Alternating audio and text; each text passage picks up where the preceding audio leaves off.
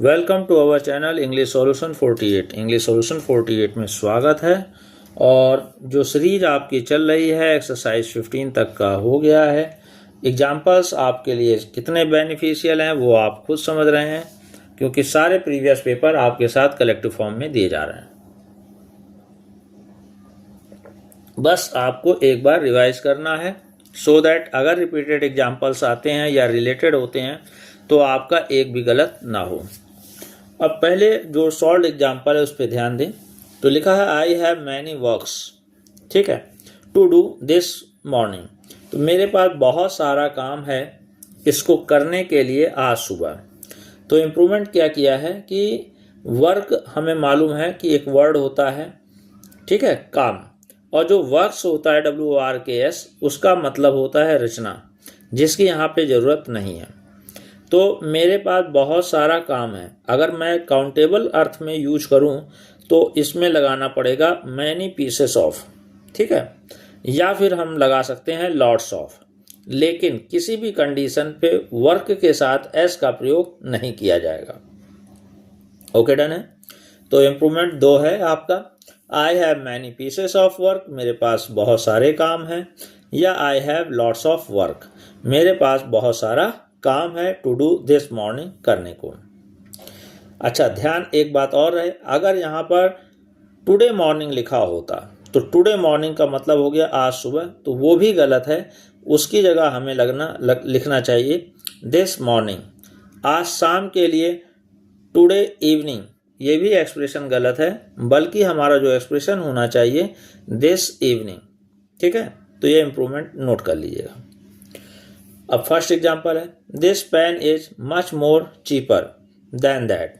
तो ये जो मच का प्रयोग किया गया है, तो कंपैरेटिव से पहले हम मच का प्रयोग करते हैं जब बात पर बल देना होता है, लेकिन चूंकि चीपर में ऑलरेडी ER फॉर्म लगा हुआ है तो अलग से इस मोर को लगाने की जरूरत नहीं है।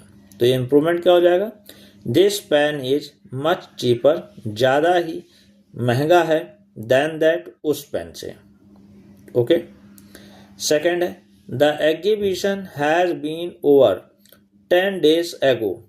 चूँकि एगो वर्ड आ जाए, यस्टरडे वर्ड आ जाए, या लास्ट वर्ड आ जाए, लास्ट वीक, लास्ट मंथ, तो वो पास्ट इंडेफिनिट को शो करता है। तो पास्ट इंडेफिनिट में कभी भी प्रेजेंट के एग्जाम्पल्स नहीं अप्रोप्रिएट होते। तो हो जाएगा द एग्जीबिशन, पास्ट इंडेफिनिट के हिसाब से हो जाएगा वॉज ओवर, ठीक है, ये सिंपल पास्ट कहलाएगा।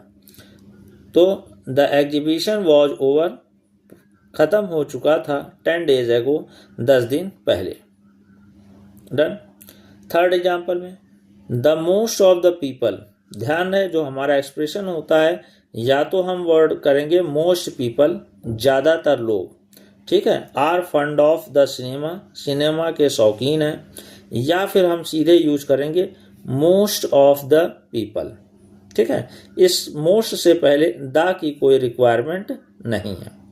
ध्यान रहे, केवल हम मोस्ट पीपल या मोस्ट ऑफ द पीपल का प्रयोग कर सकते हैं।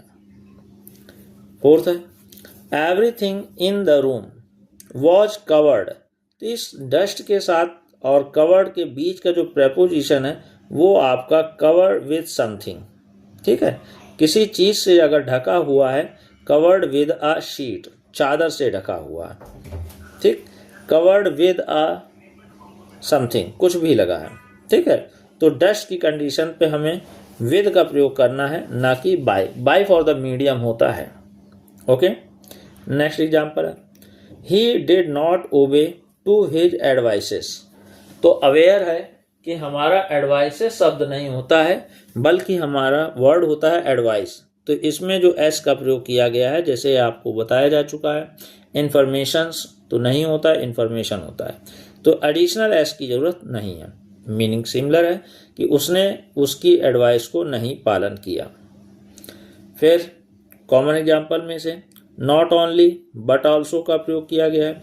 तो आप देखिए ही वॉज इंजर्ड और रोइंड, यहाँ 2 वर्ब में कंपैरिजन हो रहा है। तो पहले वर्ब के पहले हम लगा देंगे नॉट ओनली, यानी he was injured, sorry, he was not only injured, वह न केवल इंजर्ड हुआ बट ऑल्सो रोइंड, अगर केवल हमारा बट का भी प्रयोग किया गया है तो इसमें कोई गलती नहीं है, हमारा बट अकेले भी उस भाव को एक्सप्रेस करता है।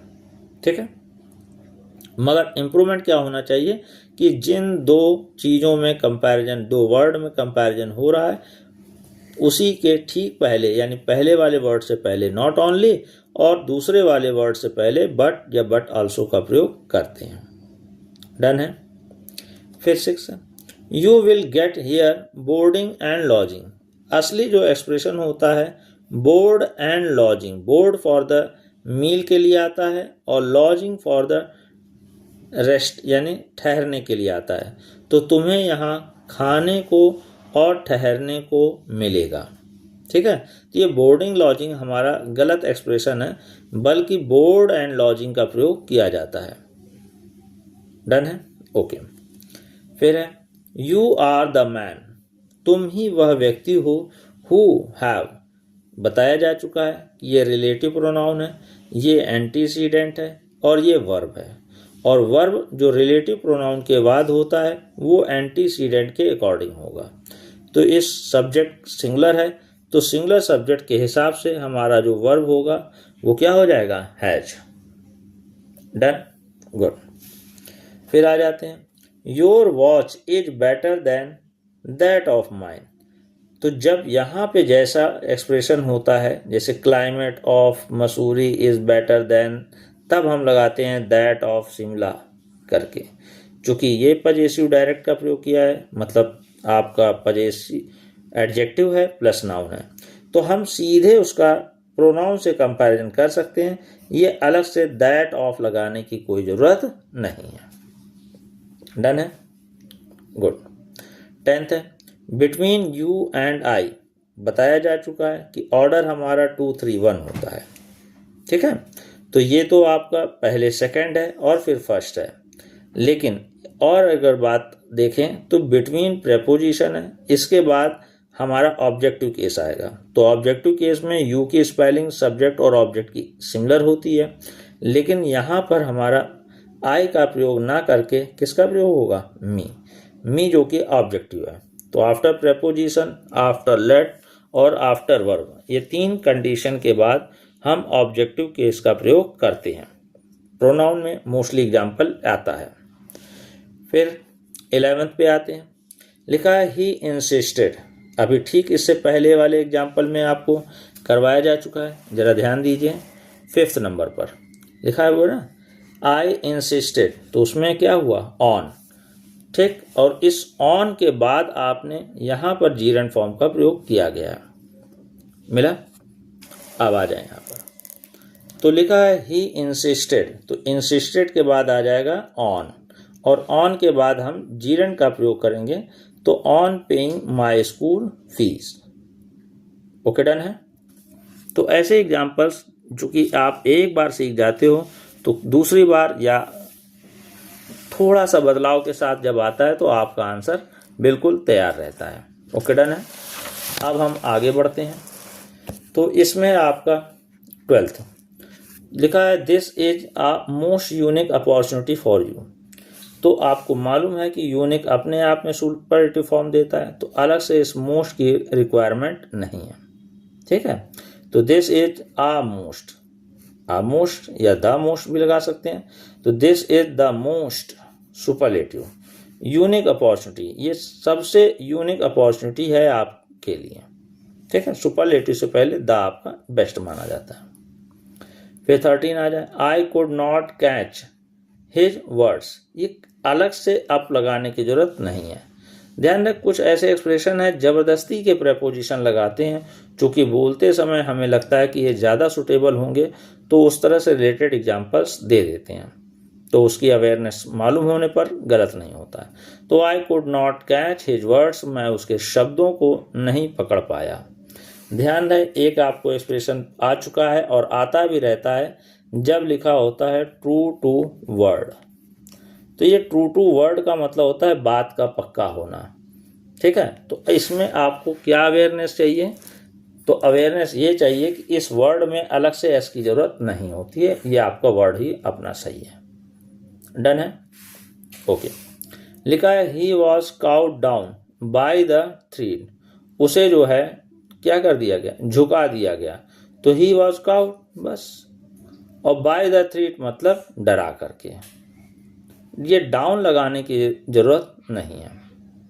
Okay done.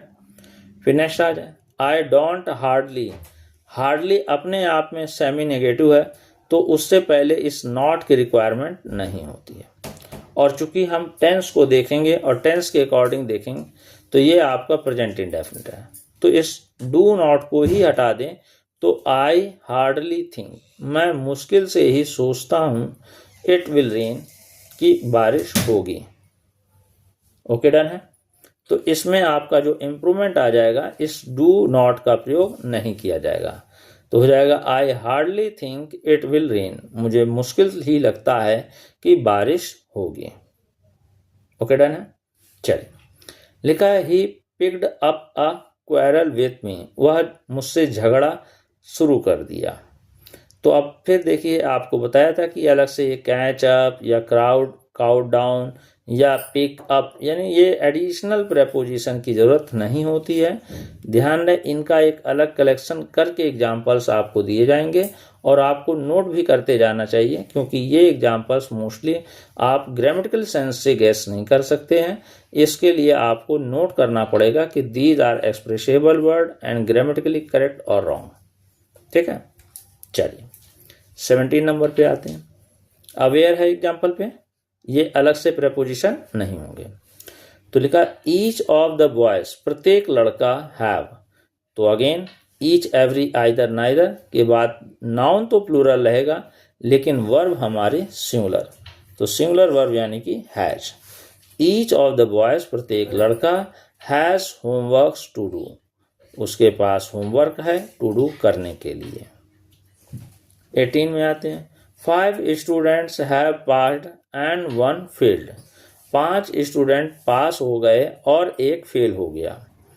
तो अवेयर कि जब हमें 2 बार वर्ब दिया हुआ है और वो एक ही भाव दे, यानी टेंस में एक्टिव वॉइस है तो भी, और अगर पैसिव वॉइस है तो भी, हमें इस बात के एग्जाम्पल्स दिए जाते हैं कि जब पहला सब्जेक्ट अगर ध्यान देखें तो 5 स्टूडेंट्स प्लूरल है, तो उसके साथ ये जो हैव और पास्ट लिखा है वो तो सही है, लेकिन जब दूसरे के एग्जाम आगे बढ़ते हैं तो यहाँ लिखा हुआ है 1, और 1 हमारा सिंगुलर है। इस सिंगुलर के साथ हमारा हैव सही नहीं माना जाएगा, बल्कि हमें सिंगुलर के साथ जो हेल्पिंग वर्ब लगाना है वो क्या हो जाएगा, हैज। तो 5 students have passed and 1 has failed, और 1 फेल हो गया है। ओके, क्लियर है। चलिए 19 में आते हैं। ही वॉज द मैन, यह वही आदमी है, whom I thought was very honest। तो ये जो आई थॉट करके एक्सप्रेशन लिखा हुआ है, ये आपका केस इन अपोजिशन का पॉइंट है, बीच में आ करके अपने किसी विचार को व्यक्त करता है या कोई छोटी सी बात रहता है। इसको जब हम एग्जाम्पल पढ़ते हैं तो इसको इग्नोर कर देते हैं। इग्नोर का मतलब, सोचिए कि ये सेंटेंस ऐसे लिखा हुआ है, तो हो जाएगा he was the man whom was very honest। तो आपको पढ़ने में ही लग रहा होगा कि whom was very honest की जगह हमारा हो जाएगा who was very honest, जो बहुत ही ईमानदार था। ओके डन है। चलिए 20 है। Mister John with his wife and children, अपनी पत्नी और बच्चों के साथ। चूंकि सब्जेक्ट हमारा मिस्टर जॉन है, तो इस सब्जेक्ट के हिसाब से ही हमारा हेल्पिंग वर्ब का प्रयोग किया जाएगा। तो ये प्लूरल फॉर्म ना हो करके, वर्ब ना हो करके सिंगुलर के आपका क्या हो जाएगा, वॉज। तो mister John with his wife and children was present at the show, show में उपस्थित थे। ओके डन है। चलिए, तो आपके प्रीवियस पेपर के एग्जाम्पल्स ऐसे रिवाइज करते रहिए और अपने आप को इम्प्रूव करते रहिए। छोटी मोटी जो क्वेरीज हैं इसी के साथ क्लियर कर दी जा रही हैं। अगर आपके अपने क्वेश्चन हैं तो कमेंट बॉक्स में आप दे सकते हैं, उनको भी सॉल्व किया जाएगा। आज के लिए इतना ही। Thank you very much.